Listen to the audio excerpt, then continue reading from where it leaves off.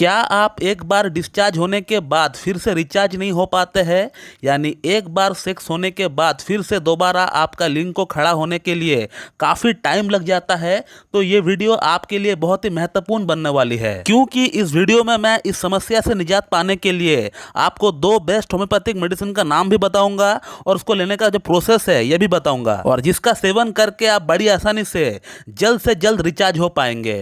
तो मैं डॉक्टर सुप्रता और आप सभी का फिर से एक बार बहुत बहुत स्वागत करता हूं अपने इस YouTube channel homeo care tips पे। और अगर आप लोगों ने अभी तक हमारा इस YouTube channel homeo care tips को सब्सक्राइब नहीं किया है तो फिर आप लोग जल्द से जल्द इस चैनल को सब्सक्राइब करिए और उसके बगल में जो बेल आइकन है उसको भी प्रेस करना ना भूलें, ताकि हमारा लेटेस्ट वीडियो का नोटिफिकेशन आप तक सबसे पहले पहुंचती रहे। दोस्तों, मेडिसिन का नाम जानने से पहले हमें यह जानना होगा कि एक बार डिस्चार्ज होने के बाद फिर से कितना टाइम लगना चाहिए दोबारा रिचार्ज होने के लिए।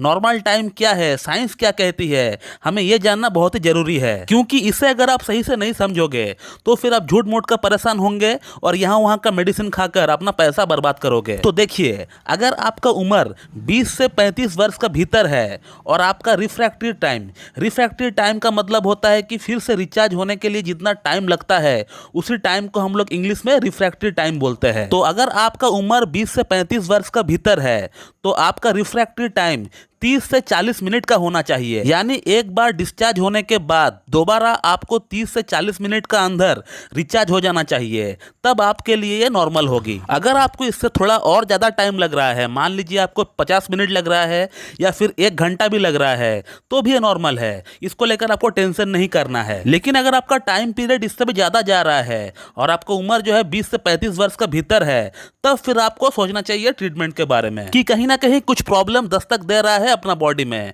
और आपको इस बात को लेकर अलर्ट भी होना चाहिए। और अब जिन लोगों का उम्र 35 से 50 वर्ष का भीतर होता है, उन लोगों का जो रिफ्रैक्टरी टाइम होता है वो 3 से 4 घंटे का अंदर होता है। आपको 3 से 4 घंटे के अंदर रिचार्ज हो जाना चाहिए, तब आपके लिए ये नॉर्मल कहा जाएगा। और जिन लोगों का उम्र 50 प्लस हो चुके हैं, यानी 50 से ज्यादा जिन लोगों का उम्र हो चुका है, उन लोगों के लिए जो नॉर्मल टाइम पीरियड होगी वो है 20 to 24 आवर्स। यानी अगर आपको एक दिन में अगर अच्छा इरेक्शन आ जाता है, अगर आप सही से परफॉर्म कर पाते हो, तो आपके लिए पूरी तरह नॉर्मल है। तो मेरे ख्याल से आप लोग समझ ही गए होंगे कि नॉर्मल रिफ्रैक्टरी टाइम कितना होना चाहिए आपका एज के अनुसार। आपके एज के अनुसार एक बार डिस्चार्ज होने के बाद फिर से दोबारा कितना देर का भीतर आपको रिचार्ज हो जाना चाहिए, क्या आपके लिए नॉर्मल है, ये मेरे ख्याल से आप लोग समझ गए होंगे। अब मुझे ये वीडियो इसलिए बनाना पड़ रहा है क्योंकि बहुत लोगों को जो है इसके बारे में कोई नॉलेज ही नहीं है। मुझे यूट्यूब पे, व्हाट्सएप पे, जीमेल पे मैसेज करते ही रहते हैं, फिर जब मैं उनसे बात करता हूं तो फिर मुझे समझ में आता है ये पूरी तरह नॉर्मल है, फिजूल का अपना अंदर टेंशन पाल रखा है। तो अब आप लोग मेरे ख्याल से ये वीडियो देखकर समझ ही गए होंगे कि आपका नॉर्मल टाइम पीरियड कितना होना चाहिए आपके एज के अकॉर्डिंग। और अगर आपका रिफ्रैक्टरी टाइम, जो टाइम मैंने आपको बताया है इस वीडियो में, वो टाइम को क्रॉस कर रहा है, तो फिर आप लोग इन मेडिसिन को ट्राई कर सकते हैं, जिसका नाम मैं आगे इस वीडियो में बताने वाला हूं। तो रिफ्रैक्टरी टाइम को कम करने के लिए जो सबसे बेस्ट मेडिसिन मानी जाती है होम्योपैथी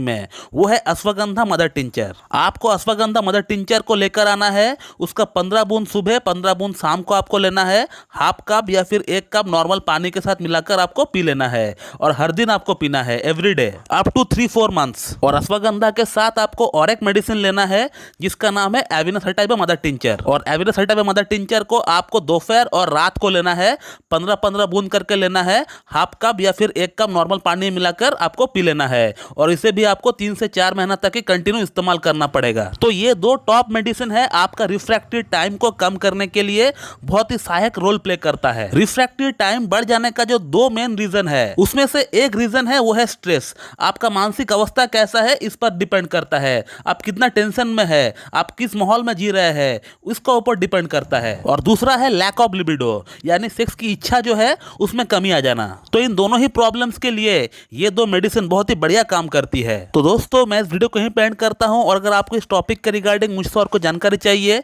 तो फिर आप लोग इस वीडियो को कमेंट बॉक्स में मुझे पूछ सकते हैं, उसका रिप्लाई आपको वहीं पे दे दिया जाएगा। So thank you very much and have a good day.